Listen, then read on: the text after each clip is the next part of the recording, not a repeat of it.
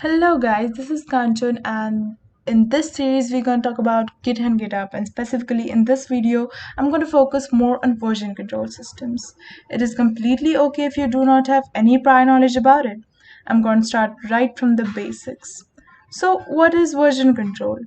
Version control is basically a system to record changes made to files and folders, and it allows you over time to track what you have done, what you have added or deleted, and also go back to the changes if needed.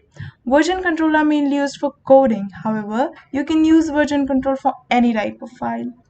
For example, I'm sure you guys have used Google Docs. So here I have made changes on 30th January at 5:14 p.m. and then on 30th January at 5:21 p.m. And that's the current change I added. So all these changes are part of version control systems.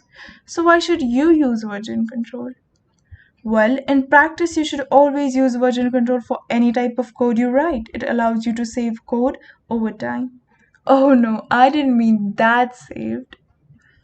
Consider an example that you made a vegetable shopping list on a paper, and when you need to go get them, you lost the list. It would suck, right? But if you create the list in version control and you added, for example, lettuce, carrots, radish, and cucumber, now you save it.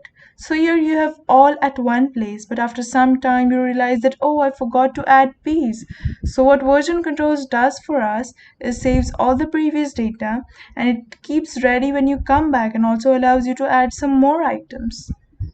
So in version control, every single time that I add changes, I would commit it. That is, I would save the changes. And then if something happens, I still have my most recent version right to go ahead and start working. Also, I can have multiple people working on the same code or same project or same shopping list to track the changes and keep note of it. Thank you. If you find the video informative, do share and subscribe.